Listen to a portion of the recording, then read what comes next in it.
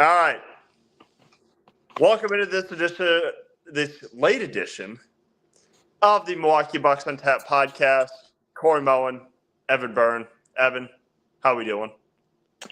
Besides the weather, I'm doing well. We're on a 5-game win streak. Can't complain about that at all. Oh yeah, it's been very cold out. It's been very, very chilly. There's no doubt about that. It has been cold. We've had a little snow. But it could be worse. It could be worse. Could be Houston, or we could be in New Orleans right now, which obviously we're not going to talk about it because Never happened. never happened. But yeah, in case you missed it, the Bucks and Pelicans game from Wednesday got postponed. So it's just and admittedly, I hate the fact that happened because Bucks go back on a 6-game win streak because the Pelicans are just not very good this year. Mm-hmm. Which is weird to say because they have so much talent, like with CJ McCollum and Brandon Ingram and Zion Williamson, but I feel like those guys have missed time with various injuries this season. So, I don't think they've ever been truly full. And, unfortunately, when that happens, okay, it's just who else do you turn to for scoring or, any sort of, because I just don't think the guys that they have right now are like truly enough to be like, oh my God, watch out for the Pelicans. It's like you kind of need the big three of McCollum, BI, and Zion Williamson for that team to be successful because it ain't gonna happen anywhere else. So quickly start off. Obviously, Evan and I missed last week. Why? We're going to keep that between us. But, Milwaukee is still on a nice little 5-game win streak. So we're just going to kind of talk about the 2 games that occurred, last week and then tonight, obviously. We're going to talk about the 2 games that occurred last Saturday, and then the game that occurred tonight against the Miami Heat. So let's just kick it off. Faced off against the Philadelphia 76ers. This game never was really close. I don't have the score in front of me. It was 123 to 109. Yeah. So, obviously, look, I've talked about the Sixers ad nauseum for 2 years now. Just not good at all without Joel Embiid in the lineup. They actually have a really bad record without Joel Embiid. I believe they've only won like 5 or 6 games without him.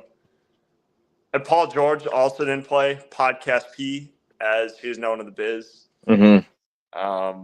But again, this is just what I keep talking about. The Sixers just don't have any talent outside of Paul George, Tyrese Maxey, and Joel Embiid. They just don't.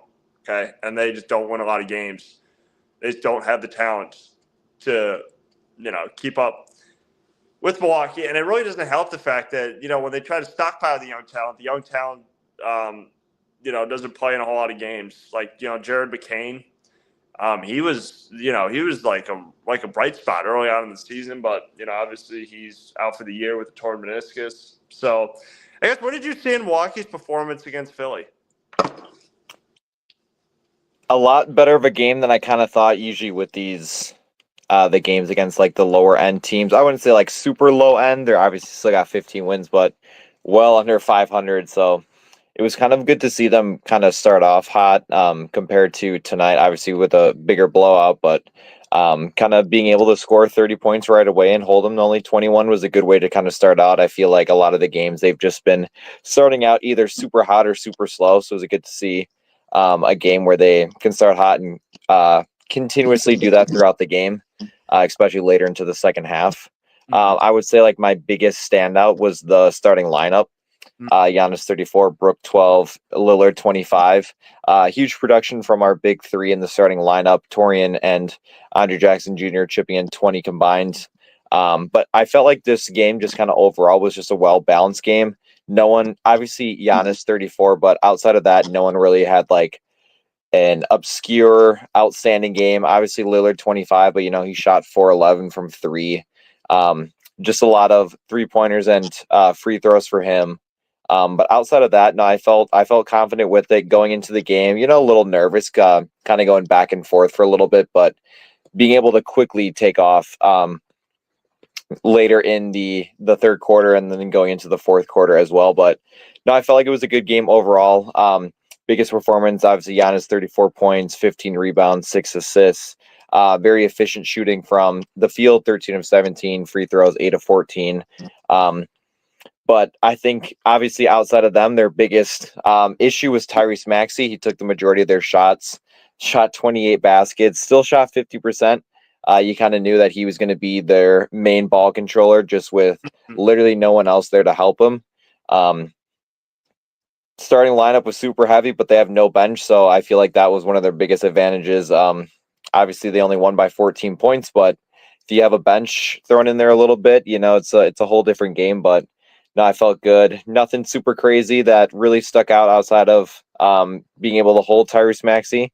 But everyone in their starting lineup scored at least 10 points, double digits. I enjoyed watching this game as along with all the other past ones except the ones against the Knicks where we got blown out. But I feel like every game they've just been playing how I felt like they should have been at the beginning of the season, winning by 10, 15 plus points. I feel like the majority of the games outside of their one loss this past week and their win against the Magic. First game out of the two. And for people that don't know what I'm talking about, you mind reading off who was in that Philadelphia 76ers starting lineup? Adem Bona, Tyrese Maxey, Eric Gordon, Kelly Oubre, and Ricky Council IV. And then off the bench, Larry Nance Jr.'s brother Pete Nance, Justin Edwards, and Jeff Doughton Jr. See, this is literally what I'm talking about. Okay, these are like Tyrese Maxey is basically playing, and again, actually Kelly Oubre. I've actually talked about him being his potential trade target because again, Bucks, like this is what Bucks fans do, is because right now as it stands, I don't know if Milwaukee has enough, and everybody is gonna, and we'll talk about this in a little bit, but everybody's gonna be like, oh my god, they got to trade for Bradley Beal, they got to trade for Jimmy Butler. It's like, all right, well, why do we maintain our expectations to be a little more? Yeah, I actually think Kelly Oubre could be like a good fit because I think he can play. He's a good defender and he can shoot. He can shoot from three. So, but again, right now it's just a bunch of like anybody we could get in there. They see one rumor and they're like, "Oh my gosh, predicting Bradley." It's okay. All right, calm down. For the Sixers' sake, it's like anybody they can get in there. Yep. Right, and again, like I said, Milwaukee got it going early. Brook Lopez, I believe he shot the three really well in that game. Lillard, I think Lillard had a solid performance. Just give me 1 second. I actually got to pull up the stats in front of me because let's see what we got here. Let's see. Yeah, Dame 25. Brook Lopez, he had 12 in 36 minutes. Middleton, like he really gets it going coming off the bench. But yeah, outside of that, it just wasn't like there was just none of these supporters that was surprising. I do know that he put Giannis put Bona in foul trouble early. Again, with I believe he's a rookie this year. Mm-hmm. That's really not. That's like an impossible matchup for a rookie. Okay, because there's no even seasoned NBA players have no idea how to guard Giannis. It's a really hard matchup for anybody, and I give him credit. That's really all you can do at this point is just as a rookie, because most rookies are not, and even Giannis wasn't. So I'm not blaming Bona at all, but most rookies just aren't that strong. Aren't that. You know what I mean? Just they're strong, but they're not like Giannis strong, where it's like they're just yoked beyond belief. And look, and the same thing goes for Wemby, right? People are like, oh my God, Victor Wembanyama, he's like a really good defensive player. But you see him against Giannis, and it's like, oh, he cannot hang with him. He gets a block here or there, but Giannis just Like Giannis moves a lot of people out of the way. Like it's rare when I see somebody like body up Giannis to the level of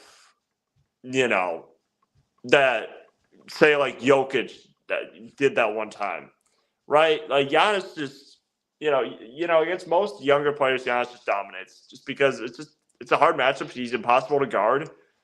Um, sometimes you get a carrot here or there, but outside of that, I mean, and again, he becomes more lethal because he did go through that stretch where he wasn't finishing well around the rim.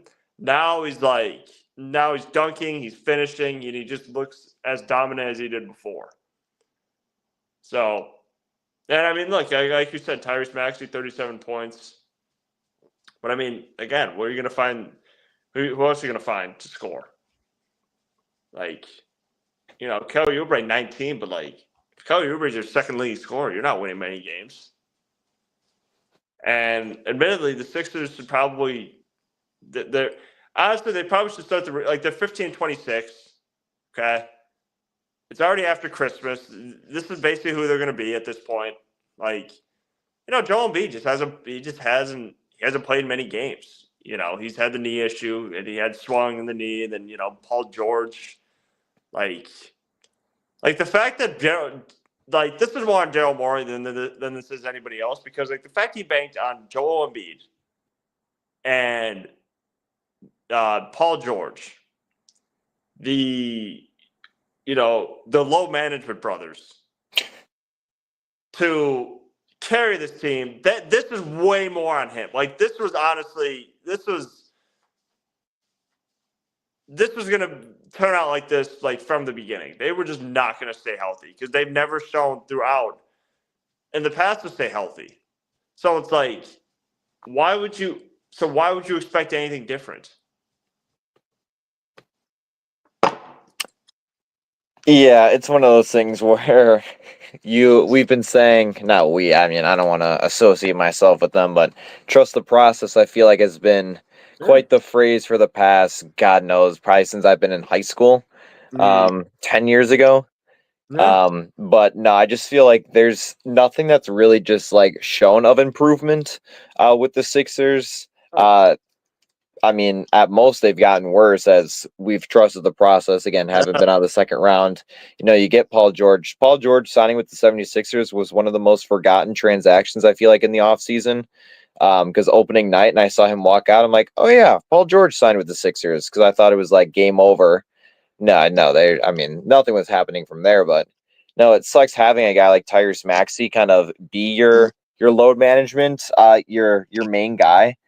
He's one of those guys where you could build a team around him, but I don't know. Again, if he's not the star like some other guys, but he's a good secondhand guy to a team that you can build around. But yeah, no, it's annoying to see them always talk about the 76ers and just see them plummet. But Kelly Oubre is again one of those guys. I feel like it's been a Bucks rumor for the past who knows how long of people to look out for. Bucks need to go after this guy. So I've always been all for it. He's a sneaky scorer.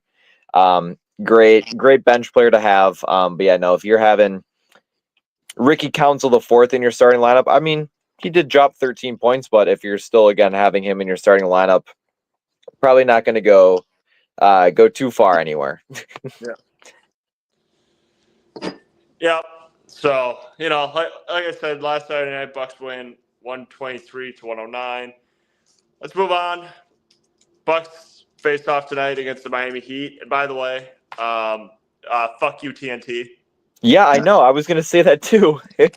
Fuck you, TNT. That's like 8 minutes of the game.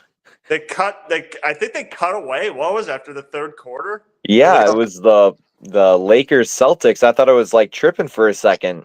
No, they legitimately like cut away. And now, admittedly,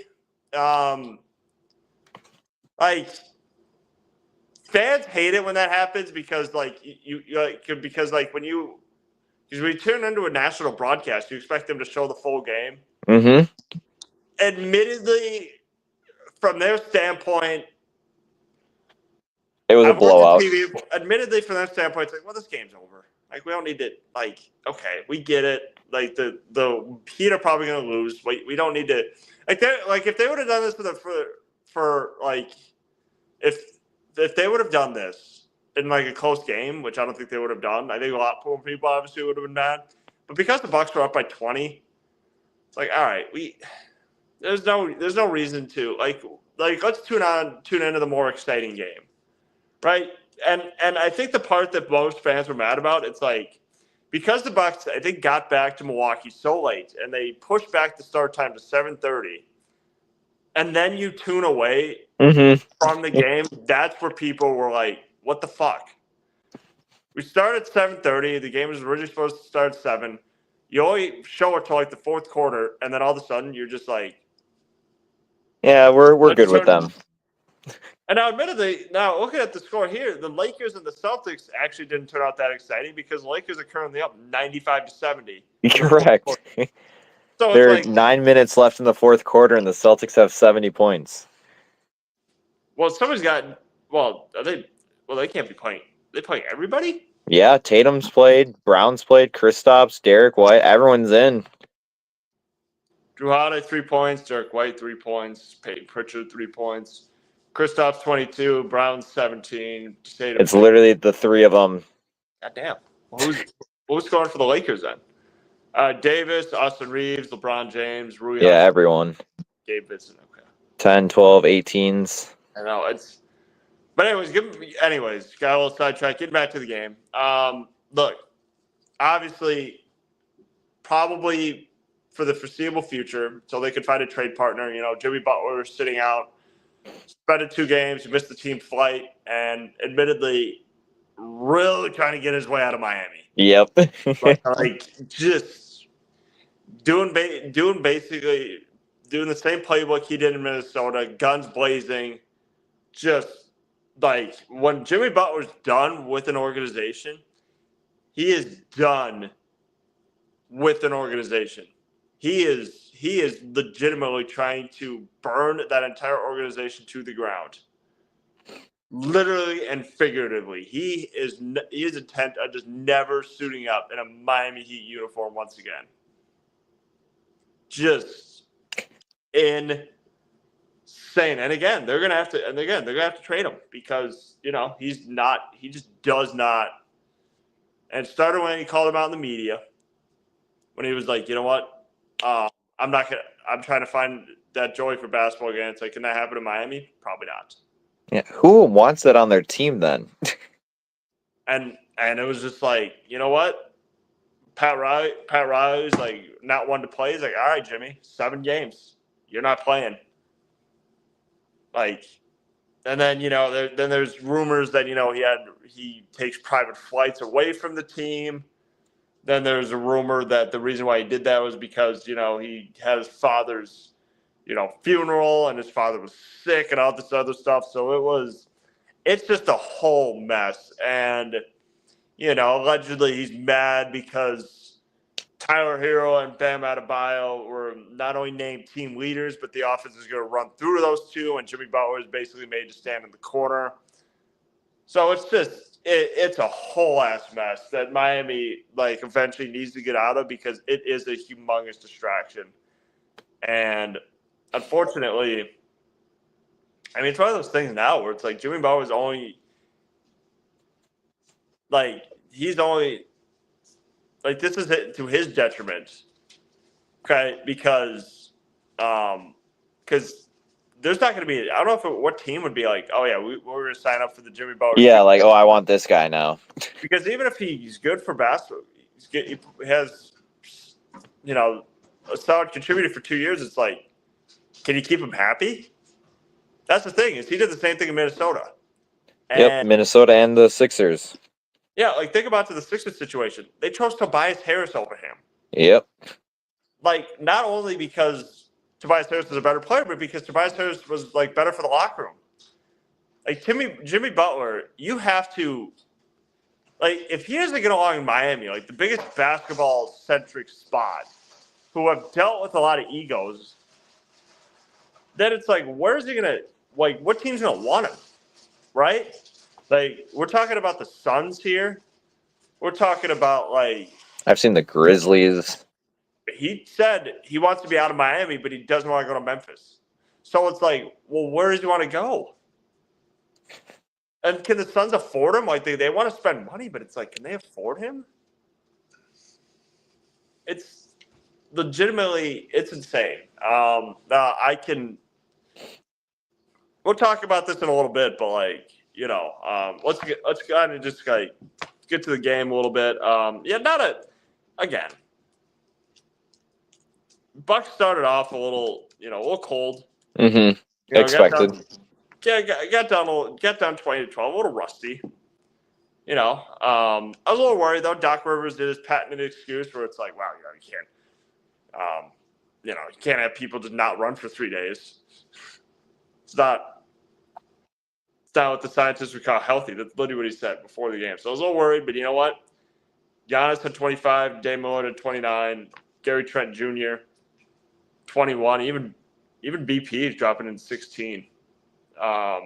So I guess would you say Milwaukee's performance against Miami? Again, kind of a expected game. Obviously, the way they came out was atrocious. I think they went down like 15 in the first quarter, but once they came back in the second quarter, there was no looking back. I would say kind of biggest takeaway. Obviously, they won by 29 if I do the math correctly. Big takeaway I think for me was Gary Trent. 7 3-pointers in the absence of AJ Green. Out hurt again. I think he was out the last game as well. But picking up kind of the slack with missing your other 3-point bench shooter, I felt like was a good contribution. Again, going 7 of 10 from 3, 7-11 overall shooting wise throughout the game. I just feel like a lot of big performances from the bench. You got 21, 16 from Bobby, 7 from Ryan Rounds. The bigger contributions for the guys who needed to kind of step up in the absence without AJ Green. And then again, we obviously had the bench players going later, but that's besides the point. But yeah, that was my big takeaway. And the other one was a very, very near triple double for Lillard, 1 rebound away. I think he had it, but they ended up giving it to Brook, kind of based off of who has possession at what point. So he had 29, 11, and 9, very close. But yeah, no, those were my two big takeaways. Again, blowout game. Their third quarter was their worst quarter, only scoring 23 points, and they still outscored the Heat 23-19. But no, I felt like everyone played well. Kind of a surprising turnaround game without playing for a few games or a few days overall. Late flight into the night and getting back in the morning, and they picked up like where they left off against Philly, but played even better surprisingly. So I was pretty satisfied with this game. A lot of cool highlights from Lillard scoring 6 points in 1 second to close out the half. But yeah, no, I enjoyed watching this game. The parts that I could before they shut us out. But yeah, no, I was very intrigued and pleased with the performance that we got from them. Yeah, look, yeah, and again, that for Miami to end the second quarter, that was not good. Like, having the foul, then had the turnover with 1.1 seconds left, and then having Dame hit a 3. I think that was kind of the end right there. And also, and again, I've talked ad nauseum about this Jimmy Butler situation, but it's having an impact on that team right now. Like, that team just don't look as locked in as they should be.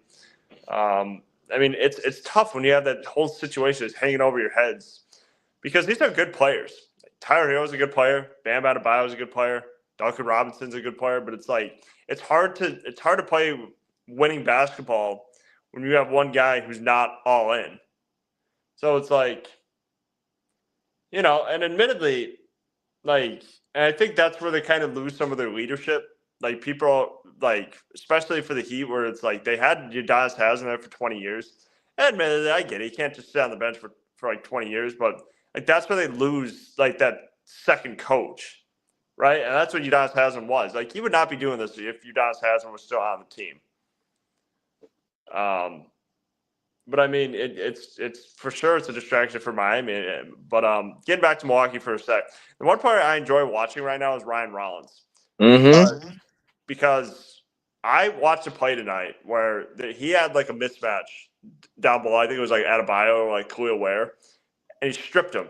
And he was able to kind of start a fast break for Giannis. Ryan Rollins, even if he's not the best shooter in the world, I think the reason why he's been receiving minutes is because he's been really good and really valuable on the defensive end. And admittedly, I have no idea where he came from. Like, I just think that Doc Rivers has kind of a way to just find some of these guys that are just unheralded guys, two-way guys that likely work as minutes to start the season, but they've worked so hard on the defensive end that it's just like we have to play you. Like AJ Green. Like AJ Green obviously was like known for being a good spot up shooter, but like him on the defensive end has been really, really valuable. Even if he's missed a few games. But like if you play defense for Doc Rivers, you don't even have to be the best offensive player. But if you play defense for Doc Rivers, you're gonna see minutes. Because Ryan Rollins has just been really good at the defensive end. Ajax, we were clamoring all of last year. You got to play Andre Jackson Jr. The reason why is because the dude rocks on defense. Admittedly, sometimes he's going to give up a 40-piece to Jalen Brunson, which would happen anyway. Jalen Brunson's really good, but it's just some guys. It just comes in and just it just galvanizes the entire team to the point where it's this guy's gonna come in and he's gonna make a defensive stop or a defensive play, and the whole team's gonna get up for that, get energized for that. So, I mean, it's just been really fun to kind of watch Ryan Rollins work and to watch his development. And like I said, I think a big credit to that goes to Rajon Rondo, because I just think that not even just Rondo, but I think the entire assistant coaching staff. I just think Doc Rivers assembled a staff of just really, really solid teachers, and they do a good job of developing players. So,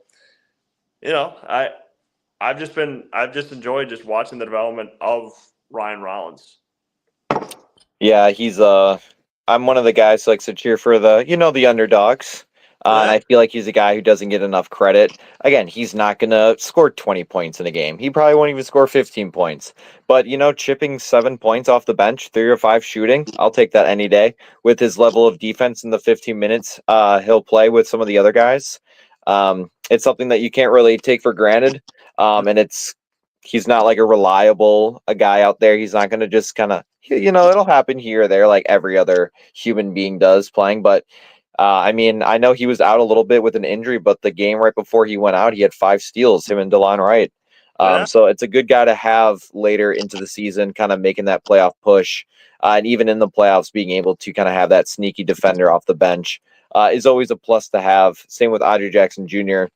I like watching him play. I feel like, again, you can compare him, his play style always kind of reminds me of Dennis Rodman. He just doesn't give up on the play until the ball is either in his hands or in the other team's hands. I feel like just always tapping out the rebounds, kind of knowing where it's going to go, and just not really giving up on the play until the very last second. So I kind of like how he's always the guy to initiate kind of restarting a play. He's jumping around, he's flying through everywhere, whether he makes contact or not, but he's zooming across the court. So I really like the mentality and the hustle that he has, just because there's so many guys who just don't play defense like that anymore. And it's reassuring to kind of have that guy in our starting rotation, and then to have similar play style guys off the bench like Ryan Rollins, more of a defender. Same with AJ Green, who's more of a spot up defender as well. But no, it's been great. And if you're good on the game, you can kind of continue into the Andre Jackson Jr. news as well. Yeah. Let's actually just jump. The weird news. Yeah. So in case you guys missed it, as announced, Andre Jackson Jr. will participate in the 2025 Slam Dunk Contest. I believe the All-Star game is in San Francisco this year, if I'm not mistaken. That sounds right. I believe it's in San Francisco. So yeah, Ajax along with Stefan Castle and I forgot the other name. Yeah, just a bunch of I don't know. But look, we watched Ajax and get up. Okay, ever since his college days, we know Ajax is, he is really extremely athletic. So what do you kind of expect for Andre Jackson Jr. in the slam dunk competition? Well, he's kind of known for like his. I mean, he doesn't really have like your main highlight dunks when it comes. He doesn't get fast breaks like a lot of the guys do, but a lot of it's come from the putbacks. He has good bounce, so I feel like he's gonna like Pat Connaughton in 2020. I feel like he's gonna have some like sneaky like jump over some guys, and I feel like he's just gonna kind of show his more like athletic side compared to the skill side of it. So I'm kind of curious. It's just always fun to see Bucks players represent them in that way. So I don't know what like my expectations are. I want to see just a really good dunk overall. I want to see him jump over someone. I want to see him do some insane 360. Something even if he doesn't make it onto the next round, I want to see something that'll still like make a statement and kind of get his name out a little more, because the better you do in these competitions, the more people start to pay attention to you in the season itself. So just kind of have it, get his name out there and hope for the best, just because you never know what's going to happen. You never know what he's going to pull out of the bag. Well, the only thing I'll contend with is, I just don't think anybody's going to give a shit about the slam dunk contests because the names aren't really that noteworthy. I don't think these 3 or 4 guys, because how many people usually participate in the slam dunk? Is it 4, right? But yeah, 4. So then they've already announced the 3. So then, Yep, only 3. Okay, so I mean, does that mean that's the end of Matt?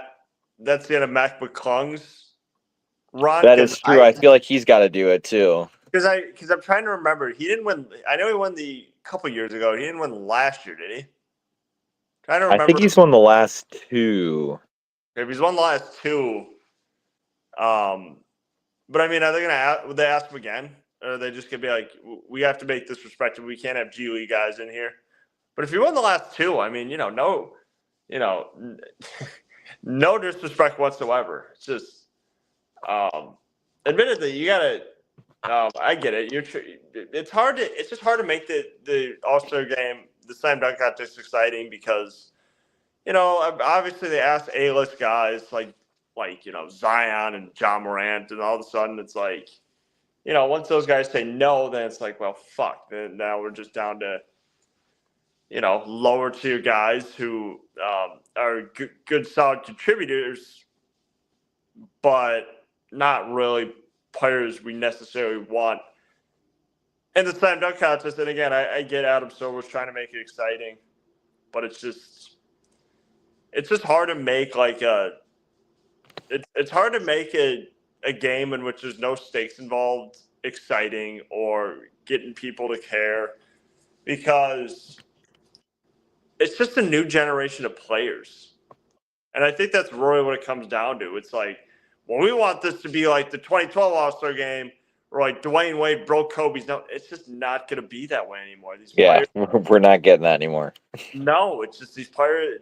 Like the players they're way too friendly with each other. They're not going to put each other in harm's way. So it's like it's just not going to be like like you could have a million stakes involved, and there's just not going to be one that's going to like entice the players to try harder. This is like the Pro Bowl at this point, like where it's like not even tackle, it's flag, because the players just don't want to. They just do not want to hurt each other in any circumstances. Because again, if you get a situation where a player gets hurt, then it's like, well, fuck it. I don't want to do this anymore. Mm-hmm. I don't want to be that. No. Like when Dwayne Wade broke Kobe's nose, I'm trying to remember if that was the last time the All-Star game was truly competitive. I'm sure it was, because it's just, it's been a running joke ever since. Like you're just not. It's just hard to make that game exciting, and again, the fans aren't excited to see it. Like I don't remember the last time I've been excited to see an All-Star game. Okay, it's been a while. Like I don't get up for it. I don't know how many fans get up for it. Like, the only thing that is semi-exciting about the entire All-Star weekend is the three-point competition. See, yes. I really hope. Stars. I think Damian Lillard should be back in it because he won last year. But if Torian Prince and AJ Green aren't in it, or one of the two aren't in it, I might riot. Because as a top 3-point shooter, I feel like it would be cool to have AJ Green in the 3-point contest. It would, and I guess you can have a name that's not as noteworthy in there. I obviously they prefer stars and shit like that, but like if There's always the one. yeah, but they'll want like Trae Young in there, or like Stephen Curry. Like they're gonna want all those guys in there. So I mean, and again, I don't know if they're gonna do a similar thing to last year, where it's gonna be like Caitlin Clark and like or adding in Caitlin Clark versus like Sabrina Ionescu and then like Steph Curry. Like if they do that, I think that'd be really exciting. But I think they should do a similar thing because the Sabrina Ionescu and the Steph Curry 3-point contest, that was really That was exciting. good. She almost won. It was a close one. It was. So I think they add that back in. I think that would do really, really well. So, all right, kind of moving on to our final topic of the night. We talked about trades. We talked about what Milwaukee should do at the deadline. Maybe even a little before. So, if you had to pick one, who would you rather have Milwaukee trade for? Bradley Beal or Jimmy Butler? I feel like the only answer is Bradley Beal. Obviously, they're both not. One's just like a locker room cancer, and the other one is more injury prone. But I feel like realistically, Bradley Beal would make the most sense for the Buck standpoint. I've seen Zach LaVine's name be thrown out there a little bit. I just know he has a crazy contract, so you'd have to trade Chris's contract for his contract. But yeah, if we're going off of those two, I feel like Bradley Beal makes the most sense, even though it's not like 7 years ago, Bradley Beal. It's not, and it's more likely than not that Bradley Beal's going to get traded just because I just don't think he's a fit in Phoenix. And again, this kind of goes to show that 3 stars thing doesn't always work out. Okay, for the Suns' sake, you add in Bradley Beal, you add in Kevin Durant. Devin Booker is already there, but there's one problem. I mean, there's one basketball. Okay, and when you try to make those 3 fit, putting a square peg in a round hole. Those 3 need the ball to succeed. Okay, and so who are you taking? Who's going to sacrifice their shots? It's not going to be Devin Booker. It's not going to be Kevin Durant. So, someone now. Admittedly, there have been years where Kevin Durant's actually sacrificed more shots so that other people can get involved. But like, still, Kevin Durant's still like a high volume scorer. So it's like, who are you going to go to be like, hey, we need you to score less. Now again, Bradley Beal, I just feel like that would be. I think it would be Bradley Beal too. I think that would be like a perfect trade for Milwaukee because I do think they need to add one more piece. I agree. Yep. Kind of get over the hump, and I think Bradley Beal could be that guy and the contingent on if he stays healthy. That's the only way it could work. If Bradley Beal has to stay healthy for this to work because Jimmy Butler, he can be a little difficult. And unfortunately, with the situation that's unfolding in Miami, it's like, I don't want Jimmy Butler on our team. Like, why would you? I get it. He has ties in Milwaukee. He played on Marquette, but it's like, why would you? But like, can Doc, if they would trade for him, can Doc Rivers rein him in? Because I do think he does need to be reined in. Because if Eric Spoelstra can't do it, one of the most respected coaches in the league and one of the greatest coaches of all time isn't able to do it, Doc Rivers, it's really his last shot because I just don't think he's worth the headache anymore. He gets hurt. I just don't think he puts up good regular season stats. Yeah, and I feel like obviously Chris Middleton is not the same Chris Middleton that we've seen in recent years. He's on his decline with injuries.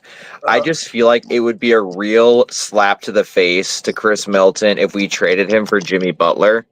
Just to like trade him for the locker room guy who just, isn't going to do well, has eliminated us before. It's like, I don't know. It seems scummy to kind of like end his career with.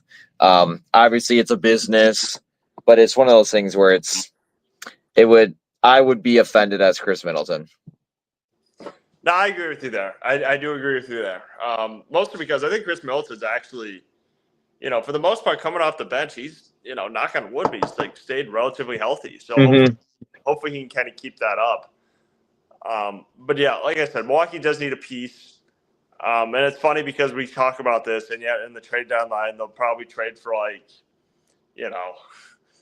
like a Patrick Beverley type of deal last year, right? Yep.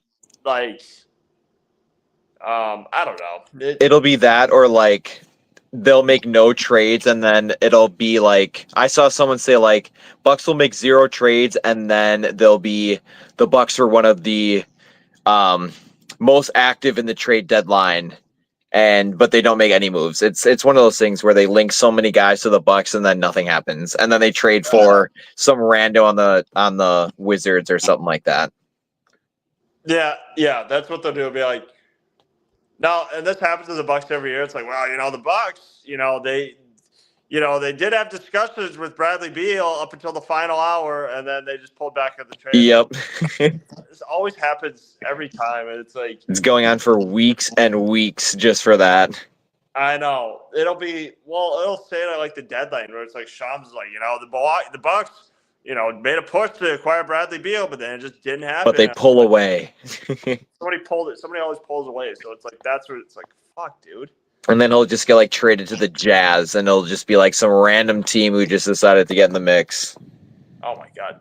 Speaking of the Jimmy Butler situation, that's the funniest thing about this is not only is he doing more damage to himself, like Pat Riley doesn't have to trade him to a good team.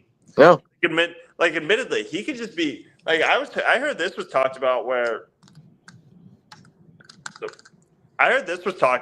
like he could be like the Pistons are getting involved and like the Jazz, and I was like, oh my God, if he sends Jimmy Butler to Detroit, and admittedly, Detroit's actually better this year, but if he sends him to Detroit or Utah, like that is the funniest thing ever. That is where Pat Riley's the Godfather. Where that you're basically sending somebody to basketball Siberia to just it's like, all right, you want to be traded? Fine. Like literally, Kawhi Leonard did that shit, and admittedly, this actually worked out in his favor. But Greg Popovich was like, all right, Kawhi, you want to be traded? Demanding a trade? All right, we will legitimately send you out of this country. Now again, that actually worked out in Kawhi's favor because the Raptors won the championship that year. But still, it is so funny to do that.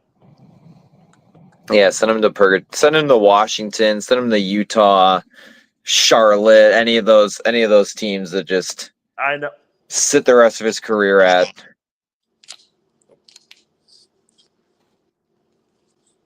It's the funniest thing ever. Yeah, if we're gonna trade Chris Middleton, it better be for someone decent. Otherwise, just don't trade him at all. Yeah. So, all right, Evan, you got anything else? I do not. Schedule-wise, looks like we got obviously this game's done. We got the Clippers on Saturday and a fun 9:30 p.m. game, and then a 8:00 game on Monday against the Jazz, and then a back-to-back with the Trailblazers. So our next 3 games, our earliest game is 8:00. Oh God, that's awful. That West Coast trip. Oh God, that is not fun. I do not envy. I don't envy any Bucks fans looking to stay up. I'm going to be honest. When does that start? West Coast trip. Saturday against LA, the Clippers at the Intuit Dome. Ooh. Okay, that's a little lit. I'm going to be honest. I'm going to kind of excited to see that fan section. And you know what? As soon as the wildfire situation clears out, if I could like one day make my way out to LA, I would I for would sure. definitely go see that. Oh, absolutely. Absolutely. Just to see that little dome. That would be the nicest thing in the world. So, all right. Thank you guys for tuning in to this late edition of the Milwaukee Bucks on Tap podcast. I'm gonna see you guys next week.